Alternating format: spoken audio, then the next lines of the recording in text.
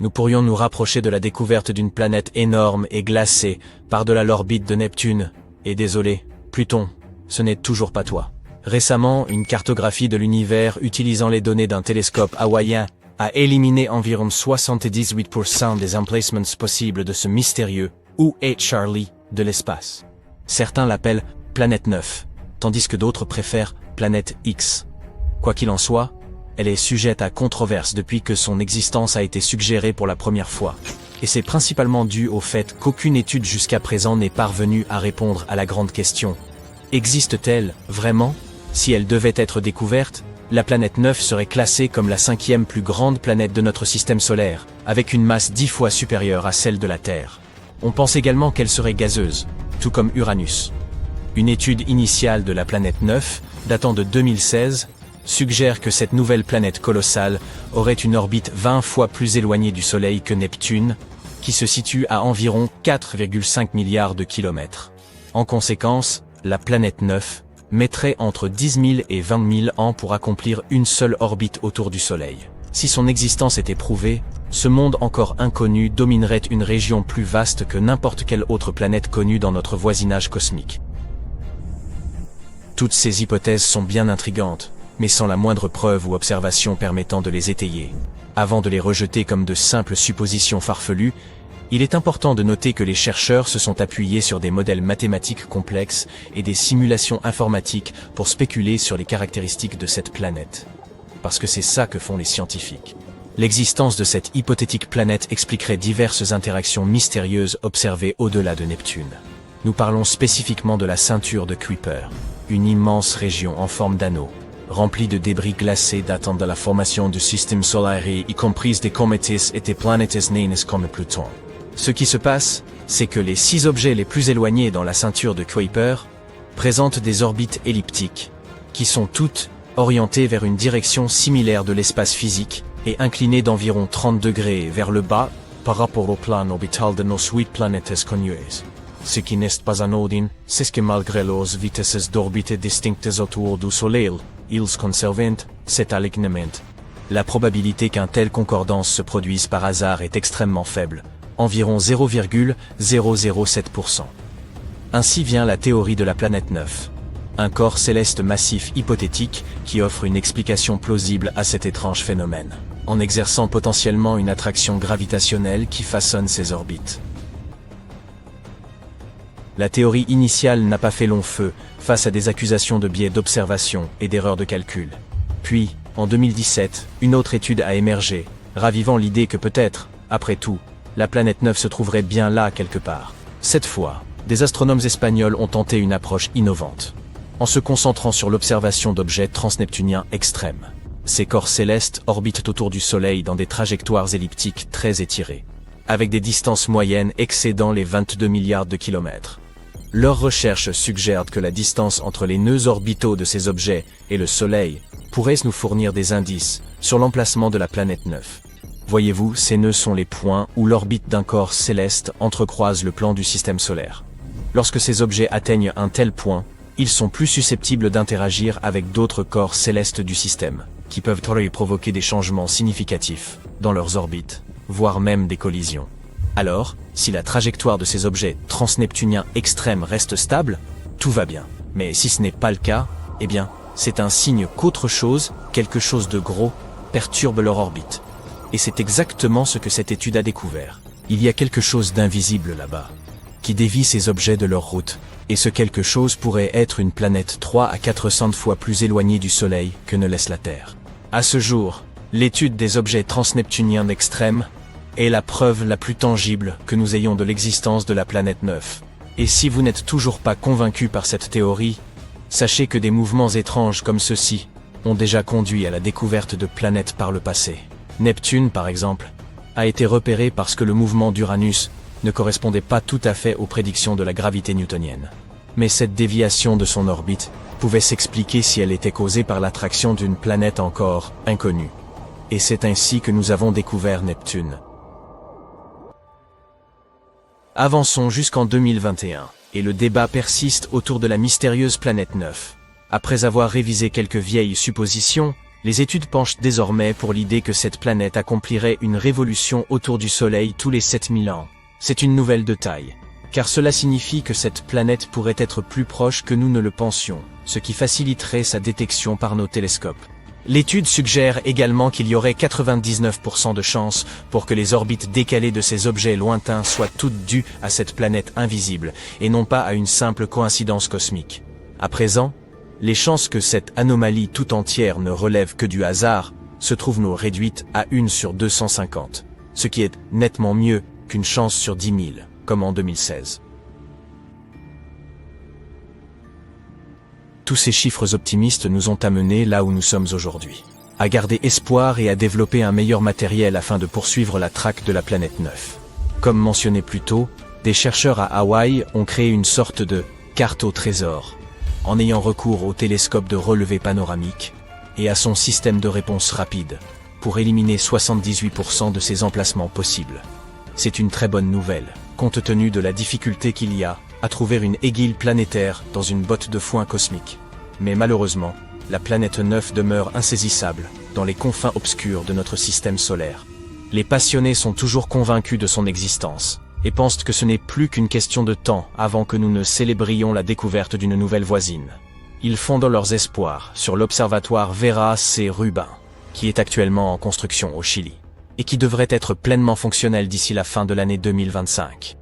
Au cours des 10 prochaines années, cet observatoire balayera l'intégralité du ciel de l'hémisphère sud toutes les quelques nuits avec un télescope de 8 mètres, équipé de la plus grande caméra numérique au monde.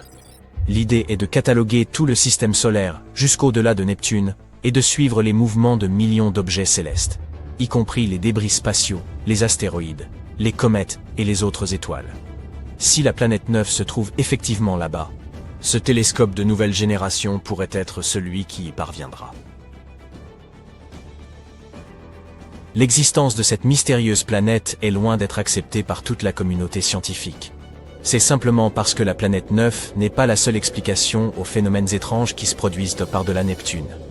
Une théorie suggère qu'un groupe d'objets distants, tels que des planètes naines, des comètes ou des lunes, pourrait influer collectivement sur les orbites des objets transneptuniens extrêmes. D'autres croient qu'un trou noir serait à l'origine de tout cela. Ces masses ultra compressées sont parmi les objets les plus denses de l'univers, potentiellement capables d'affecter les orbites d'autres objets, comme on le suppose pour cette fantomatique planète 9. Une autre théorie audacieuse suggère que notre compréhension actuelle des lois de la gravité serait erronée, ou plutôt incomplète. Cette dernière, connue sous le nom de dynamique newtonienne modifiée, propose que ces distants objets glacés exhiberaient ce comportement étrange, non pas en raison de l'ingérence d'une autre planète, mais plutôt parce que l'immense champ gravitationnel de la Voie lactée influe sur eux. Toutefois, même les partisans de cette théorie reconnaissent qu'il est trop tôt pour en tirer des conclusions définitives, et des recherches beaucoup plus approfondies sont encore nécessaires. Alors que nous poursuivons sans relâche notre traque de la planète 9, certains astronomes y sont allés encore plus loin, en suggérant l'existence d'une hypothétique planète Dix. Celle-ci aurait une masse et une taille similaires à celle de Mars ou de la Terre, et se trouverait aux confins de la ceinture de Kuiper. Mais voici le truc. Si cette supposée planète Dix est effectivement aussi réduite que les scientifiques le pensent, elle pourrait ne pas avoir une gravité suffisante pour dégager son orbite des débris environnants. Et c'est assez semblable à ce qui se passe avec Pluton. C'est l'une des raisons pour lesquelles elle a été rétrogradée en 2006. Alors, en effet, mieux vaut ne pas trop s'emballer. Cette prétendue planète Dix pourrait finir par être classée comme une autre planète naine. Très bien, chers spectateurs, jouons carte sur table. La piste est froide, tout comme le rocher que nous traquons. C'est encore cette planète hypothétique, une véritable anguille, tirant ses ficelles orbitales depuis les ombres. Je poursuis sa trace gravitationnelle depuis des années. Elle a semé derrière elle une traînée d'erreurs de calcul et d'astronomes perplexes. Mais elle ne pourra pas nous échapper éternellement. Ce système solaire n'est pas si vaste. Et, si elle existe, nous finirons bien par débusquer la planète Iger. Ouais, une nouvelle journée et une nouvelle enquête visant à percer les mystères du système solaire. De récentes études suggèrent la présence d'un monde caché, et il ne faut pas écarter ces théories avant qu'elles ne soient réfutées. Les chercheurs d'aujourd'hui croulent sous des masses de données. Heureusement, leurs superordinateurs sont capables de trier des montagnes d'équations qui donneraient le vertige à quiconque. C'est ainsi, pourtant, que naissent ces hypothèses. Il fut un temps où même Neptune paraissait une idée insensée. Quand William Herschel découvrit Uranus en 1781, on crut longtemps que le système solaire s'arrêtait là. Mais Uranus ne respectait pas les règles. Quelque chose clochait. Soit les lois étaient fausses, soit une force invisible était à l'œuvre. Deux mathématiciens, Adams en Angleterre et Le Verrier en France, se penchèrent sur le problème, et Neptune apparut exactement là où ils l'avaient prévu. Une victoire éclatante pour les mathématiques. Ce succès inspira la quête suivante. Au début des années 1900, Percival Lowell se passionna pour la planète X. Convaincu qu'Uranus et Neptune continuaient d'osciller étrangement, il imagina un vaste monde secret tirant leurs ficelles. Après des années de recherche, Clyde Tombaugh découvrit Pluton en 1930. Était-ce la planète X? Non, pas vraiment. Pluton était bien trop petite. L'excitation retomba, et des décennies plus tard, Voyager 2 prouva que ces orbites étranges avaient toujours eu une explication. La planète X, du moins celle de Lowell, n'avait jamais existé. Puis vint la planète 9. En 2016, des chercheurs constatèrent que les objets éloignés de la ceinture de Kuiper ne semblaient pas dispersés au hasard. Leurs orbites se regroupèrent étrangement, comme si une force invisible les alignait. Ils avancèrent alors l'idée d'une super-Terre, 5 à 10 fois plus massive que la nôtre, orbitant à plusieurs centaines d'unités astronomiques. Les simulations paraissaient crédibles, mais nul ne l'a encore observé. Plus tard, la découverte d'une planète naine, 2017 OF 201, compliqua encore les choses. Pour certains, elle affaiblit la thèse de la planète 9, pour d'autres, elle la renforce. Pour l'heure, la planète 9 demeure une simple hypothèse. Mais des travaux récents évoquent une autre candidate potentielle, provisoirement nommée planète Y, qui serait plus modeste, de taille comparable à celle de la Terre ou de Mercure, et dissimulée juste au-delà de la ceinture de Kuiper. Voici l'indice majeur. Bien au-delà de Neptune, plusieurs corps glacés présentent une même inclinaison, comme des billes glissant toutes vers le même bord d'une surface lisse. Cela ne devrait pas se produire. La gravité aurait dû corriger ces écarts depuis longtemps. L'explication la plus simple? Une planète cachée, modifiant silencieusement les confins du système solaire tel un gardien malicieux. Les astronomes ont comparé les orbites de ces objets à celles du plan invariable du système solaire, le point d'équilibre de toutes les planètes réunies. Si tout était normal, les trajectoires devraient en s'aligner. Or, elles ne le sont pas. Elles penchent toutes dans la même direction, comme des crayons tombés au sol, pointant vers un même angle. D'après les chercheurs, la probabilité que ce soit dû au hasard n'excède pas les 2 à 4%. Ce qui équivaudrait à gagner 5 fois de suite, à pile ou face. Les astrophysiciens ont alors réalisé leurs calculs les plus précis et sont parvenus à une conclusion simple. Un autre corps massif doit exercer son influence.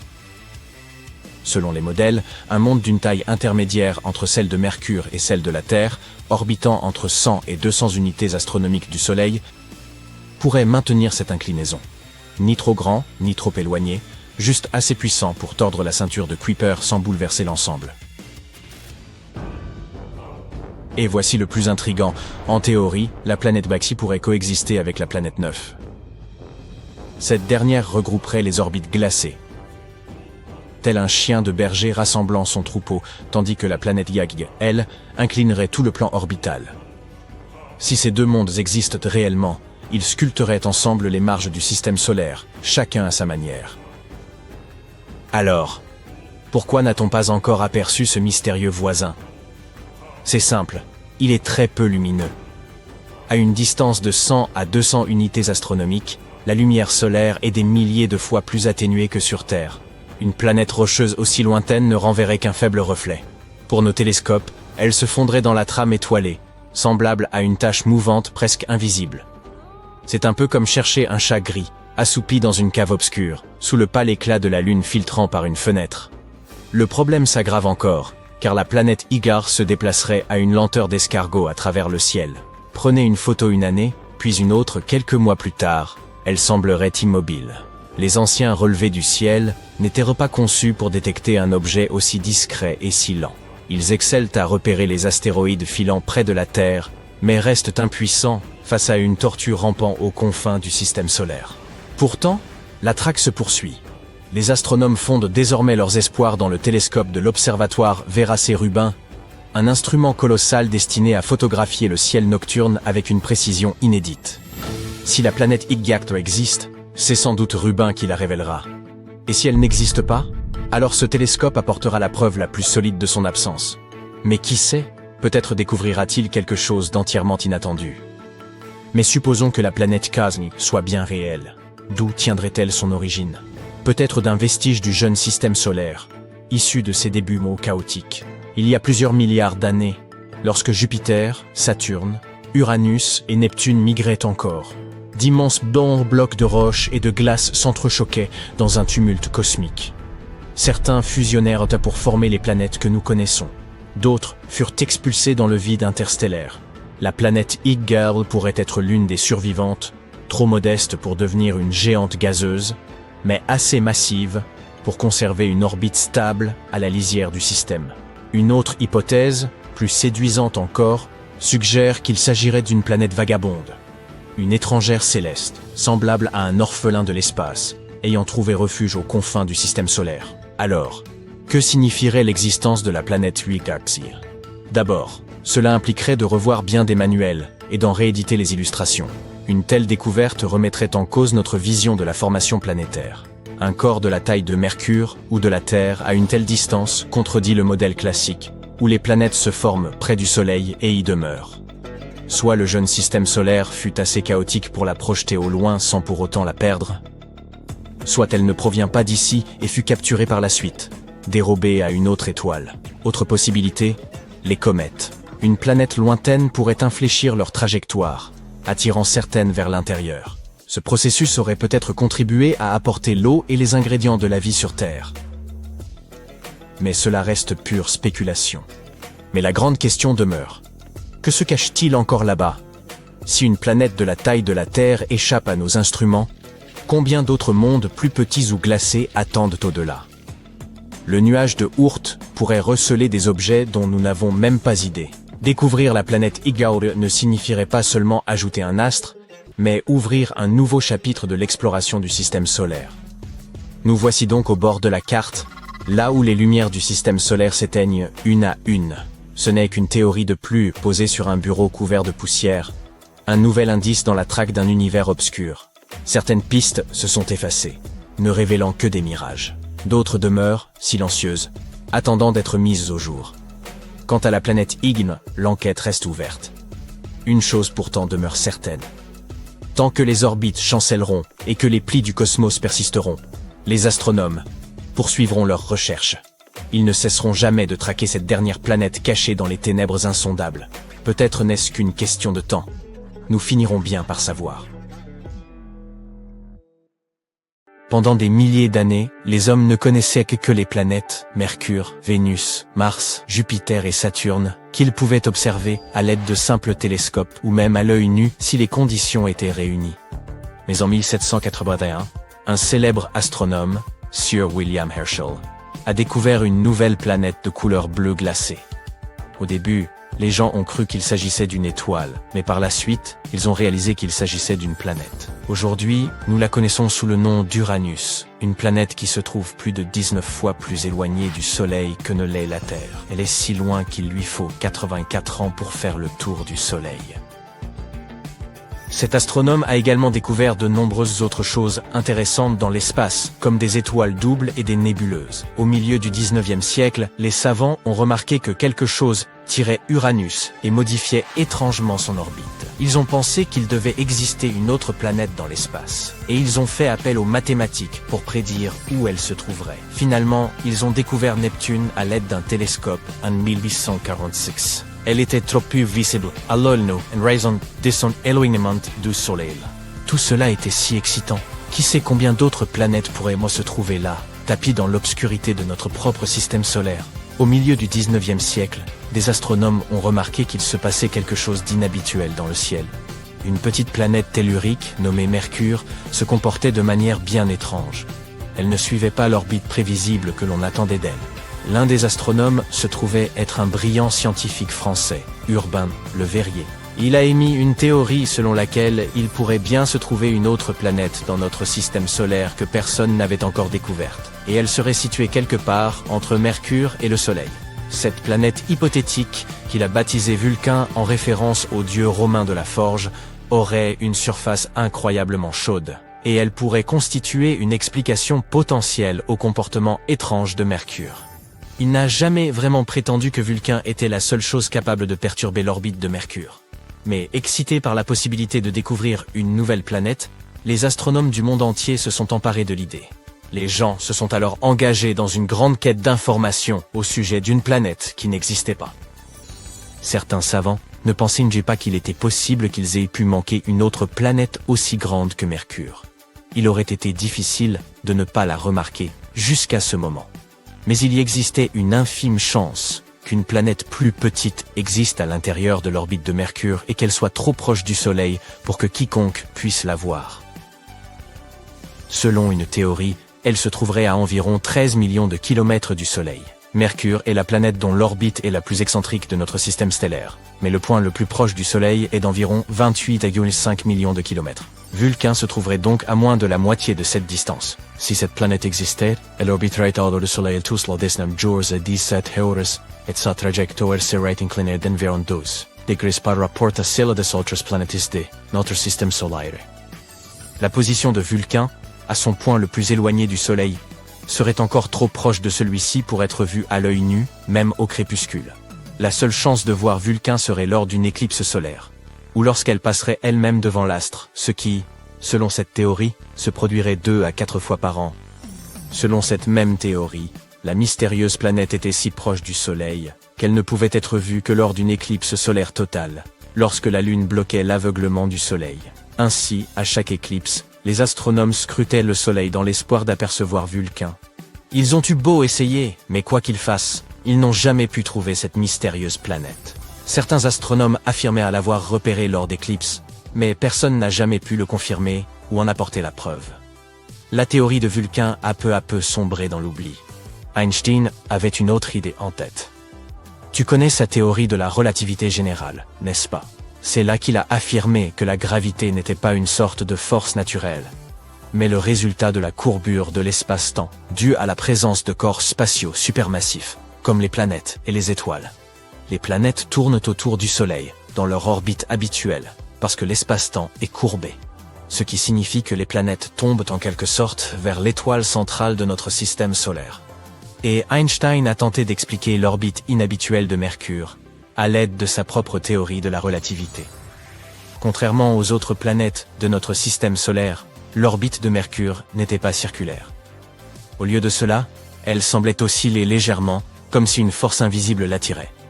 Selon Einstein, ce phénomène aurait pu être dû à la gravité colossale de notre Soleil qui courbe la fabrique de l'espace-temps autour de lui. Selon lui, il était possible que cela modifie légèrement l'orbite de Mercure. Il aura fallu un certain temps à la communauté scientifique pour éprouver cette théorie, mais elle s'est finalement imposée comme l'explication la plus plausible. Bien que la théorie d'Einstein ait fourni une explication plus élégante à l'étrange orbite de Mercure, certains scientifiques continuaient à croire en Vulcain. Il était d'autant plus difficile d'abandonner l'idée que Mercure est également la planète la plus difficile à observer d'où nous nous trouvons. Et par la suite, de plus en plus de chercheurs ont commencé à accepter la théorie d'Einstein en dépit de leurs convictions. Puis, ils ont attendu une éclipse solaire totale, afin de tester la théorie de la relativité d'Einstein, et non plus à cause de Vulcain. Vulcain n'est d'ailleurs pas la seule planète hypothétique dont tout le monde ait un jour parlé. Depuis l'ère moderne, certains estiment qu'une planète mystérieuse pourrait se tapir dans la partie extérieure de notre système solaire. Mais celle-ci a plus de chances d'exister. Personne ne l'a encore observée directement, mais des simulations informatiques montrent que cette prétendue planète 9 ou planète X se trouverait probablement quelque part au-delà de Neptune. Neptune et la planète X pourraient être de taille similaire. Cette dernière pourrait donc être 10 fois plus massive que la Terre et orbiter autour de notre Soleil en suivant une courbe elliptique. qui serait en moyenne 20 fois plus éloigné du Soleil que Neptune. Une année pourrait y durer entre 10 000 et 20 000 années terrestres. À titre de comparaison, une année sur Neptune dure 165 années terrestres. Un objet de cette taille, se déplaçant par-delà Neptune, pourrait expliquer les orbites étranges de certains objets dans la ceinture de Kuiper. Cette ceinture est la zone de notre système solaire qui se situe au-delà de Neptune et de son orbite. On y trouve très probablement de nombreux astéroïdes, des comètes et d'autres corps plus petits, principalement constitués de glace. Il existe une autre planète hypothétique, baptisée Nibiru. Tu te souviens de ces rumeurs de fin du monde en 2012 ? L'un des scénarios les plus populaires était celui de Nibiru qui, d'après certains, était censé frapper notre planète à la fin de l'année. Bien sûr, rien ne s'est produit, nous sommes toujours là, mais l'idée de Nibiru semblait intéressante. Ces histoires ont commencé en 1976, lorsqu'un homme du nom de Zecharia Sitchin a mentionné Nibiru dans son livre « La 12e planète », affirmant qu'elle orbitait autour du Soleil tous les 3600 ans. Mais il n'existe aucune chance qu'une planète avec une orbite aussi excentrique ne perturbe pas les autres planètes de notre système solaire avec sa propre gravité. Et si elle s'approchait vraiment si près de la Terre en 2012, nous étions censés pouvoir la distinguer à l'œil nu. Des calculs simples ont montré que Nibiru aurait été presque aussi brillante que Mars dans sa plus faible luminosité, et plus brillante que les étoiles les plus faibles que l'on puisse observer en ville. Peut-être aurons-nous plus de chance dans les 3500 ans à venir. En 2011, une comète du nom d'Helena est apparue et dont beaucoup ont pensé qu'elle pouvait être la fameuse Nibiru. Mais lorsqu'on observe les comètes et les planètes au télescope, on s'aperçoit qu'elles ont une apparence différente. La comète possède une chevelure, qui est une atmosphère gazeuse, ainsi qu'une queue, ce dont une planète est dépourvue. De plus, cette comète n'a pas percuté la Terre. Elle s'est approchée trop près de notre Soleil, puis s'est désintégrée. Les débris restants continueront à se déplacer vers le système solaire externe pendant les 12 000 prochaines années.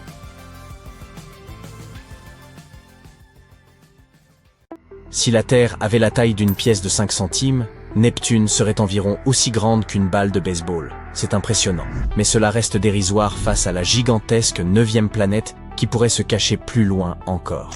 Aujourd'hui, la longue quête de la planète 9 pourrait enfin arriver à son terme. Le problème ne venait pas de l'endroit observé, mais de la méthode employée. Les chercheurs pourraient ainsi avoir réalisé la plus grande découverte du système solaire depuis des décennies. L'hypothèse de l'existence d'une planète au-delà de Neptune circule depuis de nombreuses années. Vous avez sans doute appris à l'école que la 9e planète était Pluton. Pourtant, oubliez Pluton. Depuis 2006, elle a été reléguée à une catégorie moins prestigieuse. Il est ici question de la planète 9, une planète géante hypothétique qui pourrait être notre voisine cosmique. Nous ne l'avons jamais observée directement, mais les scientifiques sont convaincus qu'elle se cache quelque part aux confins du système solaire. Pour comprendre pourquoi les chercheurs en sont arrivés à cette conclusion, nous avons besoin d'une feuille de papier. En voici une. On y pose une pièce, et soudain, celle-ci se met à bouger. À moins d'évoquer un pouvoir surnaturel, il est évident qu'elle ne se déplace pas seule. Vous en déduisez donc qu'une personne hors de vue manipule un aimant de l'autre côté. L'aimant vous est invisible, mais il explique le mouvement. Il en va de même pour la planète 9. Nous ne pouvons pas la voir, ni encore prouver son existence. Mais elle pourrait expliquer les trajectoires inhabituelles observées dans les régions lointaines de l'espace. Par exemple, les planètes de notre système solaire gravitent sur un plan relativement plat, incliné d'environ 6 degrés par rapport au Soleil. Mais pourquoi 6 degrés ? En réalité, nul ne le sait avec certitude. Certains chercheurs estiment que cette légère inclinaison pourrait résulter de l'attraction exercée par une 9e planète. Son existence permettrait aussi d'expliquer les trajectoires inhabituelles d'objets plus petits situés dans la lointaine ceinture de Kuiper, une région riche en débris glacés qui s'étend bien au-delà de l'orbite de Neptune. En 2016, des chercheurs de Caltech ont publié une étude consacrée à la planète 9. Ils avançaient qu'elle pourrait posséder une masse environ 10 fois supérieure à celle de la Terre et suivre une orbite extrêmement allongée. Autrement dit, elle mettrait un temps considérable à accomplir une révolution autour du Soleil. Pour cette raison, elle se situerait dans les régions externes du système solaire, à une distance considérable. Elle graviterait ainsi 20 à 30 fois plus loin du Soleil que Neptune. Selon ces scientifiques, la planète 9 pourrait mettre jusqu'à 28 000 années terrestres pour effectuer une seule orbite complète. En raison de son extrême éloignement, il est presque impossible de l'observer directement. Ainsi, malgré l'attrait de cette hypothèse, aucune preuve irréfutable de l'existence de la planète 9 n'a encore été obtenue, quoique les choses puissent évoluer. En mai 2025, une équipe de l'Université nationale Tsinghua aurait peut-être réalisé l'une des découvertes les plus marquantes du système solaire. L'idée avancée est que la planète 9 n'aurait pas été détectée jusqu'à présent, faute d'une méthode adaptée. Cette nouvelle étude pose alors une question essentielle. Et si cette planète apparaissait en réalité plus brillante en lumière infrarouge qu'en lumière visible? J'explique.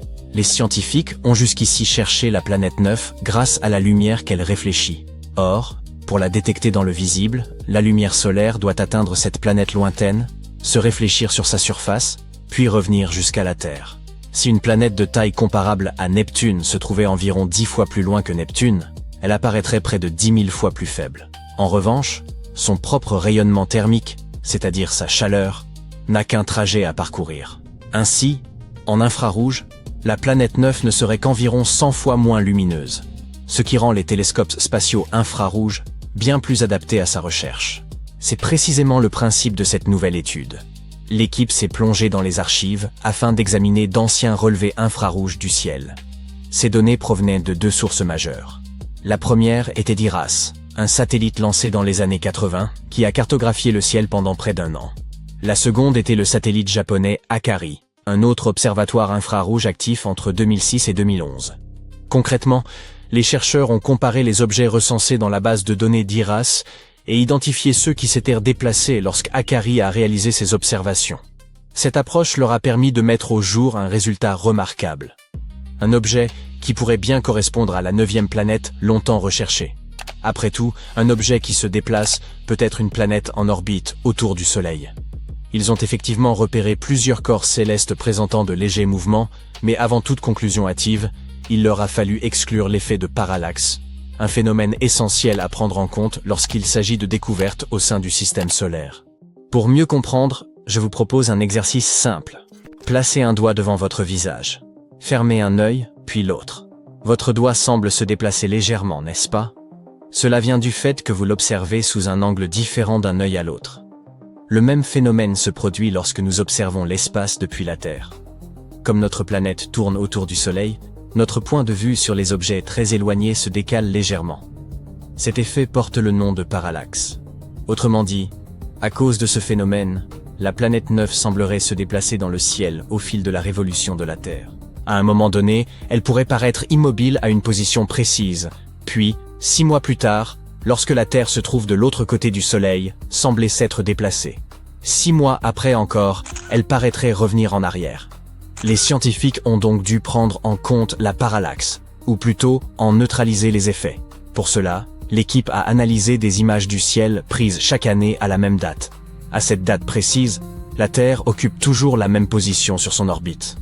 Ainsi, si la planète 9 existe réellement, elle apparaîtrait au même endroit sur ces images annuelles, sans faux déplacement dû à la parallaxe, uniquement à sa position véritable. Cette recherche méthodique a finalement conduit à un seul objet, un minuscule point visible dans les données infrarouges. Ce point inhabituel s'était déplacé légèrement le long de son orbite autour du Soleil au cours des 23 années séparant IRAS et Akari. Un instant, serait-ce enfin elle? Les astronomes auraient-ils confirmé l'existence d'une planète cachée? Peut-être. Mais il convient de rester prudent. Les données disponibles sur son mouvement restent insuffisantes pour reconstituer son orbite complète. Pour l'heure, il reste donc impossible d'affirmer avec certitude que cet objet est bien la planète 9. Il s'agit néanmoins d'un candidat prometteur. En se fondant sur la luminosité observée, l'équipe estime que l'objet pourrait être massif, ce qui a constitué une véritable surprise. En effet, des travaux antérieurs de la NASA avaient écarté la présence de planètes comparables à Jupiter ou à Saturne dans ces régions lointaines, tandis qu'un monde plus modeste aurait pu passer inaperçu. Les chercheurs s'attendaient donc à trouver un corps seulement un peu plus grand que la Terre, mais cette planète énigmatique pourrait en réalité excéder la masse de Neptune. Maintenant que la planète 9 a été identifiée, du moins en théorie, l'objectif est de prolonger son suivi et d'accumuler de nouvelles données. Toutefois, la tâche s'annonce complexe. Depuis la dernière observation réalisée par le satellite Akari, L'objet n'est pas resté immobile, mais a continué à se déplacer lentement dans l'espace. Les scientifiques doivent donc recourir à des télescopes terrestres pour tenter de le retrouver. La difficulté réside dans le fait que sa position actuelle reste incertaine, ce qui les oblige à explorer une vaste portion du ciel. Et, jusqu'à présent, aucun objet correspondant n'a encore été détecté. Qu'il s'agisse ou non de la découverte de la planète 9, seul l'avenir nous le dira. Pour l'instant, son existence demeure discutée. Toutefois, avec l'arrivée de nouvelles technologies performantes, comme le télescope spatial Nancy Grace Roman de la NASA, les astronomes n'ont jamais été aussi résolus à faire la lumière sur cette énigme. Mars présente plusieurs visages, et ce n'est pas qu'une expression. En 1976, lorsque la sonde Viking explorait la planète rouge, elle a saisi une image intrigante. Une grande structure ressemblant à un visage humain dans la région de Sidonia. Cette découverte a rapidement suscité l'engouement. Plus tard, une autre structure nommée le visage couronné a été identifiée dans les montagnes de Libia Montes. De façon générale, Mars regorge de formations étranges et mystérieuses. En 2022, une nouvelle découverte a fait sensation. Une formation rocheuse ressemblant à une porte.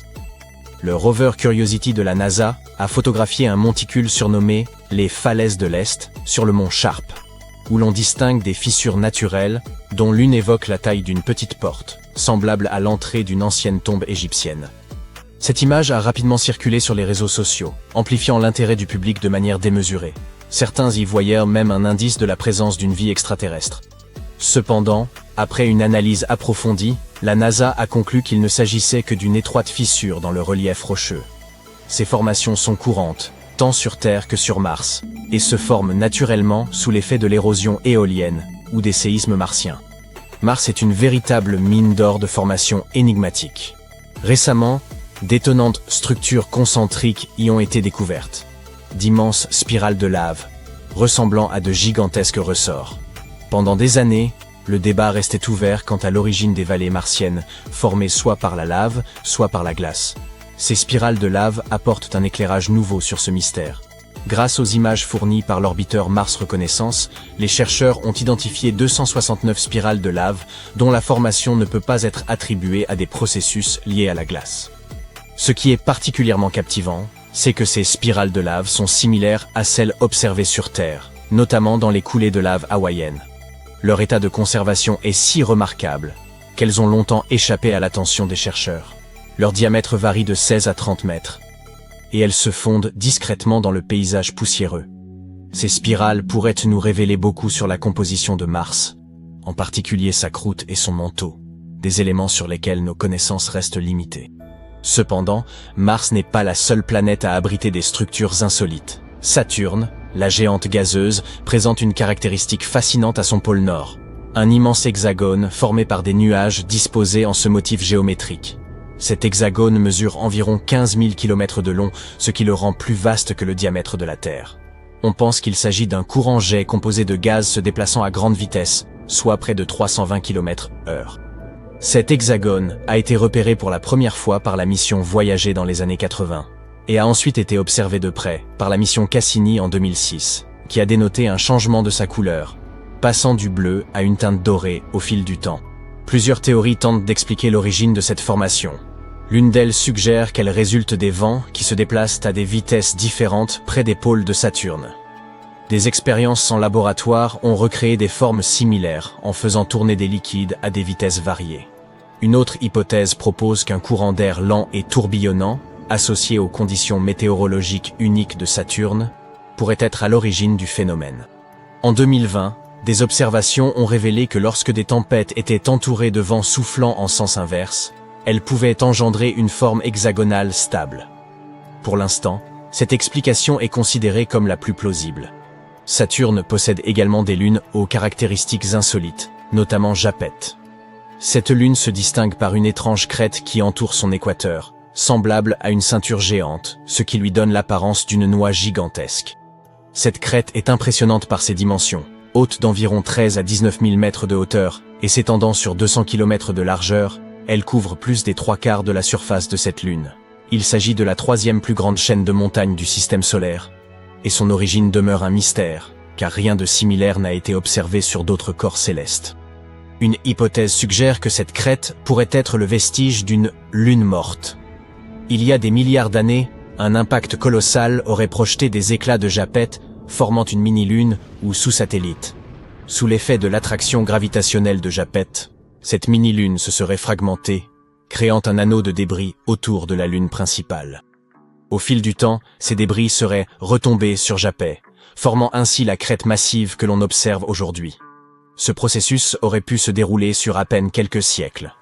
La distance suffisante entre Japet et Saturne a permis à la gravité de la planète géante de ne pas perturber ce phénomène, mais des simulations supplémentaires sont nécessaires pour confirmer cette théorie.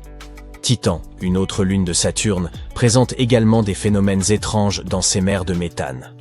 Les scientifiques ont détecté des zones brillantes surnommées les îles magiques, qui apparaissent et disparaissent mystérieusement et dont nous ignorons la nature. L'atmosphère de Titan recèle de nombreuses molécules organiques complexes qui se regroupent et tombent à sa surface sous forme de neige. Les îles magiques, observées, pourraient être constituées de ces amas absorbant du méthane, ce qui les ferait couler très lentement. Mais cela pose un problème. Dans l'eau, les molécules ont tendance à s'agripper les unes aux autres, ce qui permet à certains objets de flotter. En revanche, le méthane a une affinité particulière pour d'autres molécules, entraînant une immersion rapide des solides. Pourtant, ces îles magiques ne semblent pas s'enfoncer. Une théorie propose que ces îles pourraient être des formations de glace poreuses, agissant comme des éponges. Lorsque des fragments de cette glace percée se détachent du bord des lacs, ils peuvent flotter temporairement à la surface des mers de Titan avant de sombrer. D'autres théories envisagent la possibilité de bulles de gaz d'azote ou encore de vagues générées par le vent. De nouvelles études sont nécessaires pour confirmer l'une ou l'autre de ces explications. Les lunes ont tendance à être étranges. Il suffit de regarder la nôtre. En 1971, une zone dépourvue de sol a été découverte sur notre satellite, donnant l'impression d'un lac bleuté. Ce lieu mystérieux a été baptisé Ina. Il a été repéré pour la première fois lors de la mission Apollo 15 en 1971. Puis des images plus nettes ont été prises par la mission Apollo 17. Cette formation, qui a la forme d'un dé bleuâtre, est l'une des particularités les plus insolites de notre Lune. La teinte bleue d'Ina provient de roches riches en titane, appelées basaltes, qui recouvrent son sol. On trouve également des zones bleuâtres près des bords des monticules situés à l'intérieur. Ce site est unique et semble posséder une histoire ancienne, probablement marquée par une activité volcanique. Les monticules à l'intérieur d'Ina datent d'environ 3,5 milliards d'années, soit un âge similaire à celui du bouclier volcanique environnant. Notre Lune possède également son propre visage, tout comme ceux que l'on trouve sur Mars. Près du pôle sud lunaire, une région donne l'apparence d'un visage, mais il ne s'agit en réalité que d'un agencement de cratères et d'ombres qui, vus de loin, évoquent cette forme familière. Ces cratères, présents depuis des milliards d'années, couvrent environ 16% de la surface lunaire. Certains d'entre eux pourraient même abriter de l'eau et de la glace. Vous vous demandez peut-être pourquoi tant de visages apparaissent dans notre système solaire. Cela s'explique par le fait que notre cerveau est programmé pour les reconnaître, même là où il n'y en a pas, un phénomène. Notre univers regorge de choses à la fois fascinantes et terrifiantes. Tu connais déjà les quasars, les trous noirs, la matière noire, tout ça, mais as-tu déjà entendu parler des horreurs de l'espace? Ça te dirait de visiter les mondes les plus bizarres du cosmos? Ce n'est pas moi qui ai fait cette liste, mais la NASA elle-même. Bienvenue dans la galaxie des horreurs, l'impressionnante collection horrifique de la NASA. Accompagne-moi à la découverte de quelques-unes de ces planètes et dis-moi ensuite laquelle t'aura semblé la plus effrayante. N'oublie pas d'attacher ta ceinture. Notre première destination est une géante gazeuse appelée TRES-2b. Elle est située à 750 années-lumière de nous. Si nous utilisions un vaisseau spatial ordinaire, il nous faudrait environ 10 millions d'années pour nous y rendre. TRES-2b est en orbite autour d'une naine jaune, une étoile semblable à notre Soleil. Et elle fait environ 1,5 fois le poids de Jupiter. Alors, qu'est-ce qu'elle a de si spécial ? Eh bien, si tu as peur du noir, tu n'auras certainement pas envie de visiter cet endroit. C'est la planète de la nuit éternelle, la plus sombre de toutes les planètes que nous connaissions. Mais elle n'est pas si éloignée de son étoile. Alors, comment ça se fait ? Le fait est que la surface de TRES-2b reflète la lumière encore plus mal que le charbon. À cause de cela, on dirait qu'il n'y a pas de lumière du tout. Si tu survolais la surface de cette planète, ce serait comme si tu avançais avec un bandeau sur les yeux. Mais attends, en fait, il y a de la lumière. Une étrange lueur d'un rouge profond entoure la surface de la planète. Cette lueur provient de son atmosphère brûlante, ce qui fait de TRES-2b une planète extrêmement chaude. L'air y est encore plus chaud que de la lave. Terrifiant, hein? Mais tu n'as encore rien vu. Nous allons maintenant nous rendre dans un lieu encore plus horrible que celui-ci. La NASA n'a pas exagéré quand elle a dû lui choisir un surnom. Cette fois, il ne s'agit pas seulement d'une planète, mais de 3 à la fois. Elles sont également situées assez loin, à 2300 années-lumière du Soleil. Il nous faudrait environ 35 millions d'années pour les atteindre en navette. Toutes ces planètes se trouvent dans la constellation de la Vierge et elles sont toutes extrêmement légères, beaucoup plus légères que la Terre. Ces 3 exoplanètes s'appellent Poltergeist, Draugr et Phobétor. Sympa comme nom, hein? C'est parce que chacune de ces planètes est sur le point de devenir un fantôme. Leur particularité, c'est qu'elles ne tournent pas autour d'une étoile, mais autour d'un pulsar. Les pulsars sont des étoiles à neutrons en rotation dont le champ magnétique est extrêmement puissant. Pour le dire simplement, ce sont des étoiles qui, un jour, ont explosé. Après leur explosion, elles se sont mises à émettre un signal périodique très rapide. En effet, l'étoile tourne sur elle-même à une vitesse inimaginable, plusieurs milliers de rotations par seconde. En même temps, elles émettent un fort rayonnement électromagnétique qui affecte tout ce qui se trouve autour d'elles. Tu as donc probablement déjà deviné ce qui est en train d'arriver à nos planètes zombies. Elles sont lentement et progressivement détruites sous l'influence gigantesque de ces radiations. Un jour, elles disparaîtront sans laisser de traces. Des planètes fantômes en orbite autour d'une morte vivante? Oui, l'appellation de monde des zombies est tout à fait appropriée. Il n'est pas non plus surprenant que les scientifiques aient surnommé ce pulsar la Liche. Son nom officiel est pour sa part très long. Au moins, on peut dire qu'elle se serre les coudes avant de disparaître pour toujours. Cette planète porte aussi un nom super long, alors un peu de patience. HD-1897333b. Cette géante gazeuse se trouve à 65 années-lumière de nous. Il nous faudrait environ 1 million d'années pour y arriver à bord de notre vaisseau spatial. La masse de cette planète est légèrement plus importante que celle de Jupiter, et elle tourne autour de son étoile, une naine orange, toute seule. À première vue, elle te semblera tout ce qu'il y a de plus sympathique. Une jolie couleur bleue et des spirales à la surface. Ça ressemble un peu à un ciel d'été, ou encore à l'écume des vagues dans l'océan, tu ne trouves pas? Mais les apparences sont vraiment trompeuses, mon ami. Cette planète doit sa jolie couleur bleu cobalt à son atmosphère brumeuse et brûlante. Elle contient des grains de silicate qui se condensent sous l'effet de la chaleur. En d'autres termes, les nuages de cette planète pleuvent du verre. Oui, il y pleut des morceaux de verre brûlant. Et si cela ne suffisait pas, les vents font rage à la surface et ils se déplacent à une vitesse de 8690 km par seconde. Juste pour comparer, le vent le plus rapide jamais enregistré sur Terre avait une vitesse de 408 km/h, soit environ 20 fois moins fort. Et à cause de cela, des centaines de milliers d'éclats de verre sont à tout moment projetés horizontalement sur toute la surface de la planète à une vitesse vertigineuse. Malheur à celui qui essaierait d'atterrir ici. Mais ce n'est pas là le seul exemple de pluies étranges dans notre univers. Par exemple, il pleut du fer fondu sur la planète Dimidium. Ou prenons ce qu'on appelle les planètes de carbone. Leur existence n'a pas encore été prouvée, mais si elles existent vraiment, elles seraient couvertes de milliers de nuages noirs et toxiques. Et il y pleuvrait des hydrocarbures ainsi que de l'asphalte liquide brûlant. Et toutes ces gouttes de pluie exploseraient en atteignant la surface. Rien de spécial, n'est-ce pas ? La planète suivante, par contre, est vraiment très étrange. Elle ne se contentait pas de tourner autour de son étoile, elle vivait à l'intérieur. Ce miracle cosmique s'appelle KOI 55b ou Kepler 70b. Cette planète se trouve très loin de nous, à 4000 années-lumière. Il faudrait environ 70 millions d'années à notre vaisseau spatial pour nous y emmener. Elle est 2 fois plus légère que la Terre et effectue une révolution complète autour de son étoile en seulement 2 heures. Il y a longtemps, c'était une planète ordinaire semblable à la Terre et de la taille de Jupiter. Elle tournait paisiblement autour de son étoile naine rouge, KOI 55. Mais tout a changé il y a environ 700 millions d'années. Tu as peut-être entendu dire que dans quelques milliards d'années, notre Soleil commencerait à grossir et deviendrait énorme, absorbant tout sur son passage.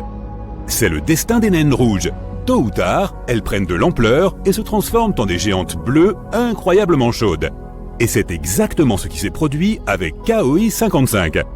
Cette étoile a commencé à augmenter en taille et à se réchauffer, se transformant progressivement en une géante bleu-blanc. Elle était prête à dévorer ses planètes les plus proches.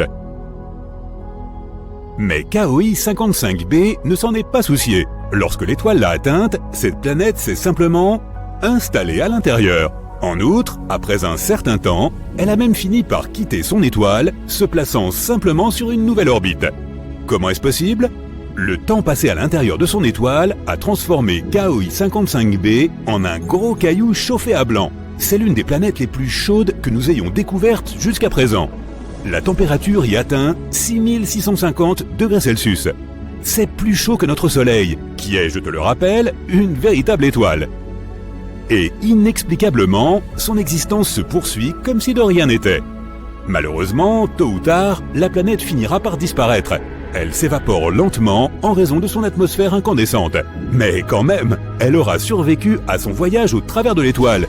Ce qui est loin d'être une prouesse ordinaire, c'est le moins qu'on puisse dire. Quelle force de volonté! Cependant, toutes les planètes n'ont pas autant de chance. Certaines se voient graduellement détruites par leur étoile. Cette dernière planète est tristement solitaire. Elle est située à 870 années-lumière de nous. Notre voyage en vaisseau prendrait environ 25 millions d'années. La masse de cette planète est environ 1,5 fois plus importante que celle de Jupiter. C'est un endroit aussi triste que sombre. Cette géante gazeuse condamnée, qui ressemble beaucoup à Jupiter, tourne autour de son étoile toute seule. En même temps, elle est située si près de son astre que sa période orbitale ne dure qu'1 jour. Bien sûr, à cause de cette proximité, l'étoile absorbe progressivement WASP-12b. Sa chaleur intense détruit et dévore lentement l'atmosphère de la planète. Il ne lui reste qu'environ 10 millions d'années. Mais voici quelque chose d'encore plus intéressant. À cause d'un rare phénomène d'étirement, WASP-12b a désormais la forme d'un œuf. Elle ne ressemble même plus à une vraie planète. Et elle est aussi très chaude. La température de surface de cette géante gazeuse est de 2204 degrés Celsius. De plus, un spectrographe des origines cosmiques, ou SOC en abrégé, a découvert que la planète... Regardez cette immense région, en forme de beignet, située loin de la Terre, au-delà de l'orbite de Neptune. Nous parlons là d'une distance de plus de 4 milliards de kilomètres. C'est la ceinture de Kuiper. Eh bien, il s'y passe quelque chose d'étrange et de bizarre. Les planètes naines et les autres petits objets qu'on y trouve refusent de se regrouper. Au lieu de cela, ils suivent des orbites particulières, ce qui est inhabituel. La raison, une grande et mystérieuse planète pourrait être cachée au-delà de Pluton. C'est sa gravité qui perturberait les orbites de ces corps célestes dans la ceinture de Kuiper. Notre système solaire est constitué du Soleil et de tout ce qui gravite autour de lui en raison de sa forte gravité. Cela inclut les 8 planètes principales, Mercure, Vénus, Terre, Mars, Jupiter, Saturne, Uranus et Neptune. Il y a aussi des objets plus petits, comme les lunes, les astéroïdes et Pluton. Pendant longtemps, on a pensé que Pluton était la 9e planète. Mais lorsqu'elle a été reclassée en tant que planète naine, les scientifiques ont commencé à chercher une nouvelle 9e planète. Mais pourquoi voulait-il à tout prix qu'il y en ait un nombre impair? Et devinez quoi? Certains pensent vraiment qu'il pourrait y avoir une grande planète glacée cachée très loin au-delà de Neptune. On a donné à cette planète mystérieuse le nom de planète 9. La planète 9 n'a pas encore été observée, mais les scientifiques pensent qu'elle pourrait exister car certains petits rochers spatiaux éloignés, appelés Hotne, se déplacent selon des trajectoires bizarres. Ces trajectoires semblent être regroupées et inclinées d'une manière qui exclut le hasard. Cela pourrait signifier qu'une planète encore invisible les attire avec sa gravité. Si la planète 9 est réelle, il se pourrait qu'elle soit 5 à 10 fois plus lourde que la Terre. Elle serait également extrêmement éloignée, des centaines de fois plus éloignée du Soleil que la Terre. Au fil des ans, les scientifiques ont calculé différentes distances pour son orbite, et la dernière estimation, en 2025, indique qu'elle serait environ 290 fois plus éloignée du Soleil que la Terre. Il existe des idées intéressantes sur l'origine de cette planète 9. Elle aurait par exemple été expulsée du système solaire interne par l'une de nos géantes, Jupiter. On spécule également qu'elle pourrait provenir d'une autre étoile, ou qu'elle aurait erré seule dans l'espace avant de se voir capturée par la gravité du Soleil. Bien que les scientifiques l'aient cherché de manière très approfondie en utilisant de puissants télescopes, personne n'a encore jamais pu observer cette planète, et pour le moment, son existence n'est que théorique. Mais récemment, un groupe de chercheurs a tenté une approche astucieuse. Ils ont utilisé des données provenant de 2 relevés spatiaux appelés IRAS et Akari. Ces 2 sondes ont observé le ciel en lumière invisible, l'infrarouge lointain, à environ 23 ans d'intervalle. Une bonne idée, car la planète 9 est supposée se déplacer très lentement. L'équipe s'est concentrée sur l'une des listes provenant d'Akari, qui est très efficace pour repérer les objets peu lumineux en mouvement dans l'espace. Ils ont calculé la luminosité de la planète 9 et sa vitesse de déplacement en se basant sur sa taille, sa distance et sa température potentielle. Ensuite, ils ont cherché des signaux correspondants dans les relevés d'IRAS et d'Akari en différents endroits du ciel. Une vraie planète, en effet, aurait forcément bougé un peu en 23 ans. Et ils ont trouvé 13 correspondances possibles, et donc peut-être notre planète 9. Leurs estimations se basaient sur la distance apparente de l'objet. 500 à 700 fois plus loin du Soleil que la Terre. Et sur sa masse potentielle, qui serait de 7 à 17 fois celle de notre boule bleue. Après avoir examiné très attentivement toutes les images, ils ont mis le doigt sur une très bonne candidate. Les 2 détections n'étaient pas au même endroit dans les 2 relevés, et la façon dont elles apparaissaient sur la carte Akari correspondait à ce qu'on pourrait attendre d'un objet se déplaçant lentement. Elle était apparue à une certaine date, et se trouvait autre part 6 mois plus tôt. Mais bien sûr, il y avait un hic. Apparemment, ces anciennes données ne suffisaient pas pour déterminer le chemin exact de la planète potentielle. À présent, l'équipe souhaite effectuer de nouvelles observations de suivi en utilisant une caméra appelée DECAM, qui est vraiment douée pour repérer des objets peu lumineux en mouvement. De cette manière, ils pourront découvrir si cette candidate est réellement la planète 9. En outre, cela peut nous aider à en apprendre davantage sur le fonctionnement de notre système solaire et sur sa formation. Si nous découvrons un jour cette 9e planète, notre compréhension du système solaire en sera complètement bouleversée. Nous comprendrons enfin pourquoi certaines roches spatiales éloignées dans la ceinture de Kuiper sont si étrangement inclinées. Le fait est que la plupart des planètes tournent autour du Soleil à l'intérieur d'un cercle plutôt plat, mais ces objets lointains sont inclinés d'environ 20 degrés. Et c'est peut-être à cause de la planète 9. Ensuite, nous pourrons probablement savoir pourquoi ces objets inclinés semblent orientés dans le même sens, leurs orbites regroupées en une seule direction. La gravité d'une grande planète pourrait les rassembler, un peu comme des moutons. Il y a aussi ces étranges et lointains objets inclinés qui ne devraient pas se trouver là, à moins que quelque chose de grand, comme la planète 9, n'exerce une attraction sur eux. Quelques roches spatiales orbitent autour du Soleil en sens inverse entre les grandes planètes, et c'est également très bizarre, à moins, à nouveau, que quelque chose de très grand influence leur trajectoire. Certains objets de la ceinture de Kuiper croisent régulièrement le chemin de Neptune, et ce, sans être éjectés. Est-ce parce que la planète 9 les maintient sur leurs orbites ? Un autre aspect fascinant de cette histoire, si la planète 9 existait, il s'agirait d'une super-Terre, un type de planète que nous voyons souvent autour d'autres étoiles, mais que nous n'avons pas encore vue dans notre voisinage. En trouver une ici donnerait donc, en un sens, plus de cohérence à notre système.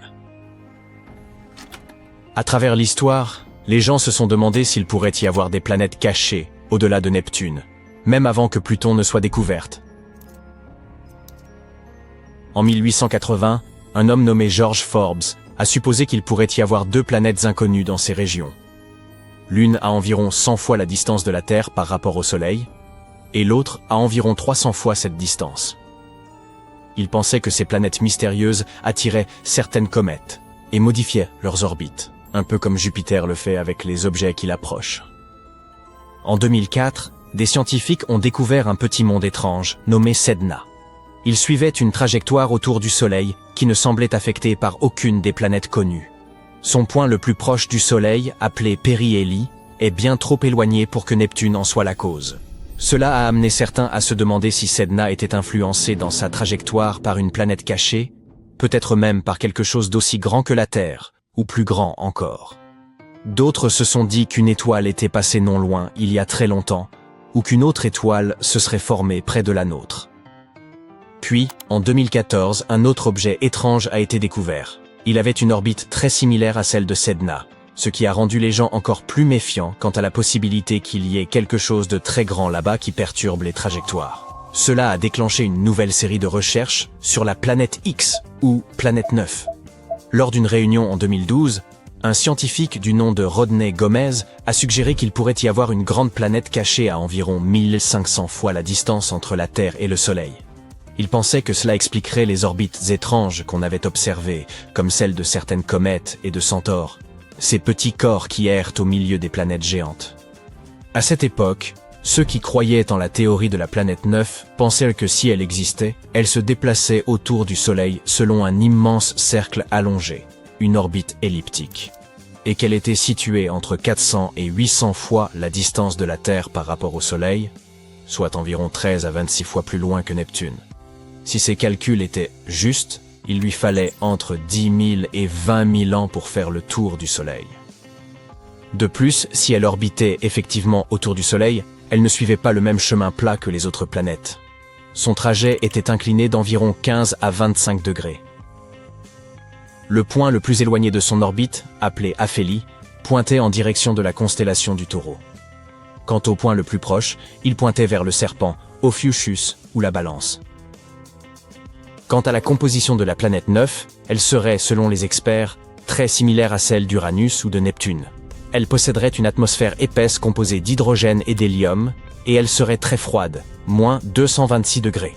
Son noyau serait constitué de fer, et sa couche intermédiaire serait remplie de roches et de glace d'eau. Mais si cette planète était plus petite et plus dense, il se pourrait qu'elle soit plus semblable à la Terre, avec une surface rocheuse au lieu de gazeuse. Selon un scientifique nommé Mike Brown, si la planète 9 est bien réelle, une sonde spatiale pourrait l'atteindre en environ 20 ans en utilisant une trajectoire en fronde assistée autour du Soleil. Laisse-moi te raconter une petite histoire.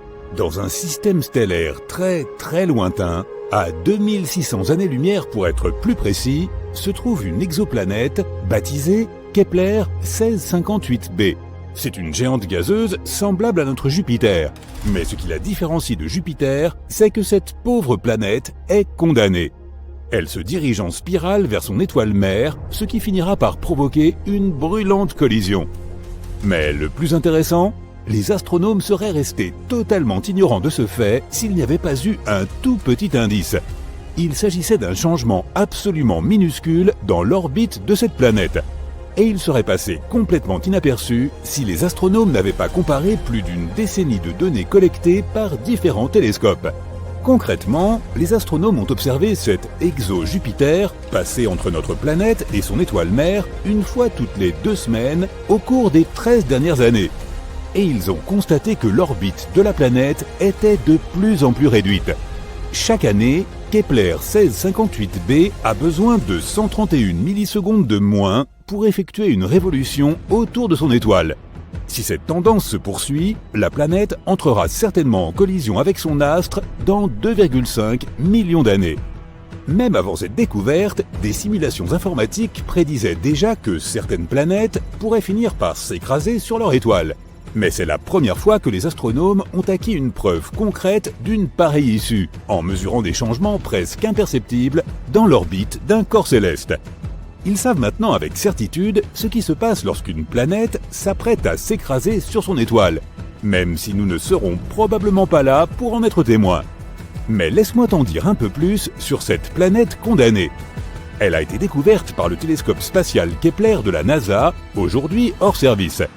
Lancé en 2009, il avait pour mission de trouver des planètes en orbite autour d'autres étoiles, appelées exoplanètes. Et la toute première exoplanète repérée par le télescope a été la géante gazeuse dont nous venons de parler. Mais il aura fallu une dizaine d'années aux astronomes pour confirmer que ce corps spatial était bien une exoplanète. Cet astre est comme une version plus dense de Jupiter, prend l'équivalent de 6 Jupiter en termes de matière, presse-les en une boule environ 1,1 fois plus grosse, et voilà le travail. La planète est en rotation synchrone avec son étoile mère, ce qui signifie qu'elle effectue un tour complet chaque fois qu'elle achève une révolution autour de l'étoile. Par conséquent, c'est toujours le même côté de la géante gazeuse qui fait face à cette dernière. C'est la même chose que pour notre Lune. Notre satellite naturel est en verrouillage gravitationnel avec la Terre, c'est pourquoi nous ne voyons que la moitié de sa surface. Qu'est-ce qui attire inexorablement l'exo-Jupiter vers son étoile? Eh bien, c'est le même processus qui éloigne la Lune de la Terre. Lorsqu'une Lune se trouve en orbite autour d'une planète, ou qu'une planète est en orbite autour d'une étoile, leurs forces de gravité interagissent et exercent une attraction sur la masse de l'autre. C'est ce qui provoque les marées sur Terre. Cette attraction libère de l'énergie et elle peut faire accélérer ou ralentir un objet. Dans le premier cas, le corps spatial s'éloignera peu à peu. Dans le second, il commencera à se rapprocher.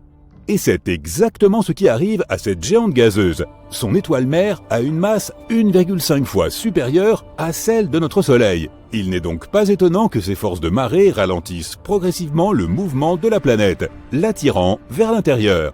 Tout cela semble assez tragique, mais cette collision potentielle n'est pas, et de loin, la chose la plus bizarre qui se produise dans l'espace. Penchons-nous sur d'autres cas. Bételgeuse, par exemple, une géante rouge située dans la constellation d'Orion, a commencé à s'assombrir en 2019. Et cela a déconcerté les astronomes. À ce moment-là, l'étoile avait déjà enflé pour atteindre des proportions phénoménales. Si elle devait remplacer notre Soleil, sa surface s'étendrait bien au-delà de l'orbite de Jupiter. Puis Bételgeuse est devenue moins lumineuse durant l'automne 2019, et ce processus s'est poursuivi jusqu'en février 2020. Les changements étaient perceptibles à l'œil nu, et pour cause, la luminosité de l'étoile avait chuté de 2/3. À ce moment, les astronomes étaient persuadés que Bételgeuse était sur le point d'exploser en une supernova. Ils ont continué à observer l'étoile, mais de façon inattendue, elle a retrouvé sa luminosité habituelle. Grâce au télescope spatial Hubble, les scientifiques ont compris que l'étoile avait éjecté une partie de sa matière et que celle-ci bloquait partiellement sa lumière. Que dirais-tu d'exoplanètes semblables à de la barbe à papa? Il s'agit de planètes particulières situées en dehors de notre système solaire.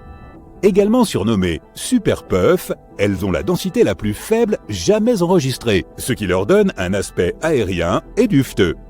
Bien qu'elles ressemblent à la friandise la plus emblématique des parcs d'attractions, ces planètes sont absolument énormes. À bien y penser, les scientifiques découvrent sans arrêt des choses bien étranges dans l'espace. Certaines d'entre elles ressemblent juste à des taches floues. Mais il y a un type de ces taches qui ne s'apparente à aucun autre corps spatial connu. Les ORC, ou cercles radio étranges, ne sont visibles qu'au moyen de radiotélescopes. Il pourrait s'agir des restes de supernovas, mais certains astronomes vont jusqu'à affirmer qu'ils pourraient être l'entrée de trous de verre. Il s'agit de tunnels hypothétiques entre deux points très éloignés dans l'espace.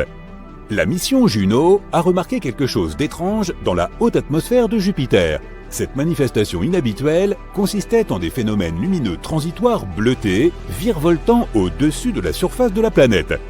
Il s'agissait de deux types d'éclairs étincelants, qui se produisent pendant de courtes périodes de temps, quelques millisecondes tout au plus. Ils s'étendent de haut en bas vers la surface de la planète. Sur Terre, ces éclairs se produisent généralement à une hauteur de 100 km au-dessus d'orages massifs. Les planètes errantes ne tournent pas autour de leur étoile, peut-être parce qu'elles n'en ont tout simplement pas. Ces corps spatiaux flottent librement à travers l'univers et peuvent se retrouver littéralement n'importe où. Ils sont également assez difficiles à détecter, car les planètes errantes ne produisent que de faibles émissions. Mais il n'y a pas si longtemps, des astronomes ont repéré la plus petite planète errante de la Voie lactée. Elle est plus petite que la Terre, mais un peu plus grande que Mars. Les sursauts radio rapides sont des émissions spectaculaires d'ondes radio d'une durée de quelques millisecondes, sauf qu'ils recèlent autant d'énergie que notre Soleil en produit en plusieurs jours. La plupart de ces sursauts radio rapides proviennent de très loin, bien au-delà de la Voie lactée. Mais récemment, des astronomes en ont détecté quelques-uns provenant de notre propre galaxie. Et leur source était un magnétar situé à seulement 30 000 années-lumière de notre planète. Si elles existent, les pattes nucléaires sont la matière la plus solide de tout l'univers. Formée à partir des restes d'étoiles éteintes, cette substance est comprimée pour former des enchevêtrements de matière semblables à des spaghettis. Elles peuvent se briser, mais seulement si tu y appliquais 10 milliards de fois la pression nécessaire pour rompre l'acier. Il n'y a pas si longtemps, des chercheurs ont découvert que l'une des étoiles les plus massives de notre voûte céleste avait tout simplement disparu. Il s'agissait d'une étoile située à 75 millions d'années-lumière de la Terre. Normalement, c'est trop loin pour que les astronomes puissent y distinguer clairement des étoiles individuelles, à moins qu'elles ne soient énormes. Et l'étoile dont nous parlons l'était clairement. Elle brillait 2,5 millions de fois plus fort que notre Soleil. Les astronomes ont vu cette étoile pour la dernière fois en 2011. Ils ont décidé de l'examiner de plus près après quelques années, mais il était déjà trop tard. L'étoile avait disparu. Des étoiles aussi massives achèvent généralement leur existence dans des supernovas extrêmement lumineuses, mais les astronomes n'ont rien remarqué de tel. Il existe une théorie selon laquelle l'étoile se serait effondrée en un trou noir, sans produire de supernova au préalable. Ce phénomène se produit chez les étoiles en fin de vie, mais demeure extrêmement rare. Il y a les trous noirs, et il pourrait y avoir aussi des mini-trous noirs, même si leur existence n'a pas encore été démontrée. Contrairement à leurs énormes cousins, ces hypothétiques mini-trous noirs pourraient être vraiment minuscules, soit pas plus gros qu'un atome. Coloniser d'autres planètes, c'est un peu l'aventure cosmique suprême. Ce défi a nourri l'imagination des hommes pendant des siècles, et nous en rêvons encore aujourd'hui. L'une des meilleures candidates est la planète Mars. Ce n'est pas surprenant. Mars est une planète rocheuse qui ressemble à la Terre à bien des égards, et sa surface présente même d'anciennes traces d'eau. Cela en fait donc une destination de choix pour la colonisation. De nombreux scientifiques travaillent sur des projets visant à envoyer des humains là-bas afin d'y établir une communauté permanente. Mais y a-t-il d'autres candidates ? Il y a de nombreuses planètes et lunes dans notre système solaire. Alors pourquoi ne pas se tourner vers d'autres destinations ?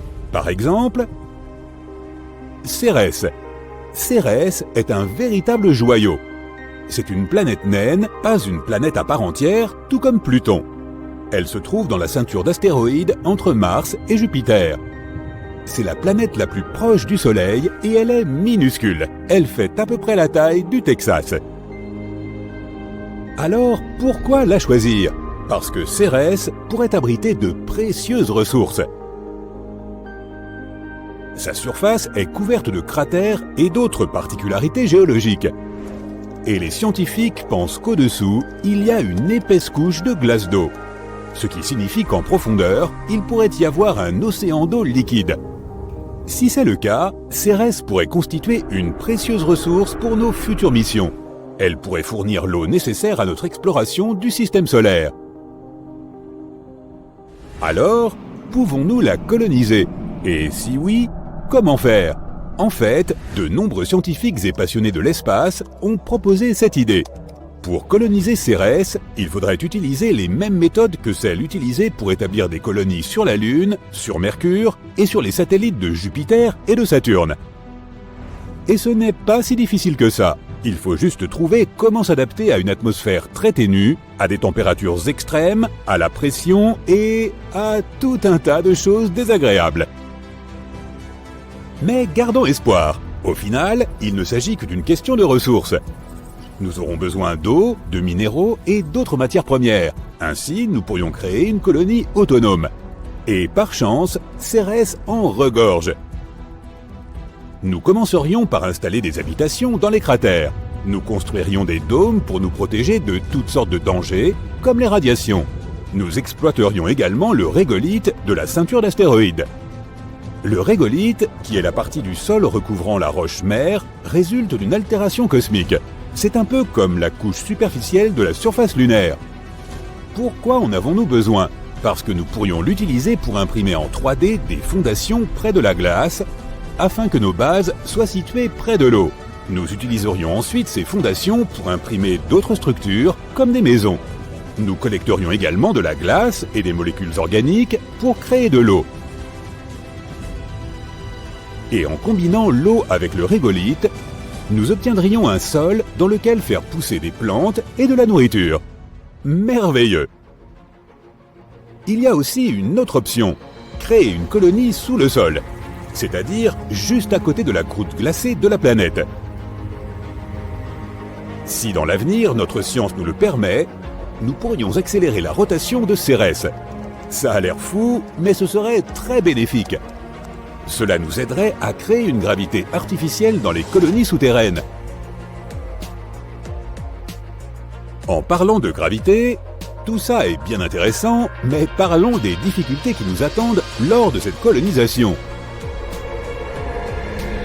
Pour nous installer sur Cérès, nous devrons relever un certain nombre de défis. Tout d'abord, développer une technologie nous permettant de nous rendre sur cette planète, soit des vaisseaux capables d'effectuer des vols de longue durée dans l'espace lointain. Pour cela, il nous faudra d'abord créer une technique de propulsion nucléaire thermique ou nucléaire électrique et un type de carburant extrêmement performant. Ensuite, il nous faudra une technologie capable de préserver la vie sur ce petit monde rocheux, c'est-à-dire des outils pour extraire et utiliser les ressources disponibles. Et comme il n'y a pas d'atmosphère sur Cérès, nous devrons porter des combinaisons et vivre dans des habitats pressurisés. Et ce n'est qu'un début. Vivre sur cette planète ne sera pas une mince affaire. Par exemple, comment faire face aux températures extrêmes, ou aux radiations, ou encore à la gravité incroyablement faible évoquée plus haut. Ce dernier point est certainement l'un des plus gros problèmes. La gravité de Cérès ne représente que 3% de celle de la Terre. Tu ne voudrais pas t'envoler dans l'espace pendant que tu joues au football, n'est-ce pas? Mais le fait qu'un simple bond puisse t'entraîner dans un voyage sans fin n'est pas le seul problème. Même si tu restes à la surface de la planète, tu rencontreras les mêmes soucis que les astronautes de la Station spatiale internationale. Par exemple, une perte de masse musculaire, une diminution de la densité osseuse, une baisse de la vision, une détérioration du système cardiovasculaire. Eh ben, qui aurait cru que la gravité était si importante? Si nous voulions survivre sur Cérès, il nous faudrait donc soit un tas de médecins, soit une gravité artificielle. Et n'oublie pas que cette faible gravité ralentira aussi notre travail. Bien sûr, nous ne pouvons aller nulle part sans argent. Coloniser Cérès coûtera extrêmement cher, surtout si l'on tient compte de tout ce qui précède. Mais Cérès est quand même l'une des meilleures candidates pour la colonisation. Par exemple, on y trouve beaucoup de méthane et d'ammoniac. Ils peuvent être transformés en combustible ou en azote gazeux. Alors, pourquoi ne pas s'en servir pour coloniser Mars et Vénus? Cette faible gravité a quelques avantages. Grâce à elle, le lancement de véhicules spatiaux serait grandement facilité. Nous gaspillerions beaucoup moins de carburant et les voyages entre Cérès et d'autres planètes seraient beaucoup moins chers. Ainsi, même si Cérès ne devient pas notre résidence permanente, elle peut devenir un bon pôle de transport, une espèce de gare spatiale. Nous pourrions l'utiliser comme base pour extraire des matériaux utiles dans la ceinture d'astéroïdes. Ensuite, nous transporterions tout ça vers Mars ou vers la Terre. Elle pourrait également devenir une station de ravitaillement pour les vaisseaux qui voyagent au-delà du système solaire. Toute cette science-fiction est plutôt géniale, n'est-ce pas? Mais je crois que toute tentative de création d'une base permanente dans la ceinture d'astéroïdes devra attendre. La colonisation d'autres planètes est une tâche difficile et complexe. Elle nécessitera la coopération et l'expertise de nombreuses personnes différentes, ainsi que le développement de nouvelles technologies et la résolution de nombreux problèmes. Avant d'aller sur Cérès, nous devons construire des infrastructures sur la Lune, sur Mars et quelque part entre les deux. Sinon, l'entreprise coûtera beaucoup trop cher et échouera très probablement avant même que nous ayons pu atteindre la planète naine. Mais plus nous créerons de colonies, plus nous aurons de chances de nous installer un jour sur Cérès. Cela ouvrira non seulement la ceinture d'astéroïdes à l'exploitation économique, mais nous servira également de tremplin vers les confins du système solaire. La colonisation des lunes de Jupiter pourrait s'en suivre. En d'autres termes, la colonisation de Cérès pourrait rapporter gros. Non seulement elle nous permettrait d'explorer et de comprendre tout ce monde fascinant, mais elle pourrait également nous fournir des ressources précieuses qui nous aideraient à poursuivre l'exploration et la colonisation du système solaire. La vie sur Cérès serait difficile, mais passionnante, car les humains auraient là un nouveau foyer afin d'explorer les mystères de l'univers. Imagine tous les nouveaux restaurants et magasins que nous pourrions avoir. Bienvenue à Cérès Marché, où tout est extraordinaire. Si tu aimes les chasses au trésor cosmique, Cérès est bien la destination qu'il te faut. Pense simplement à mettre des poids à tes pieds afin de ne pas t'envoler.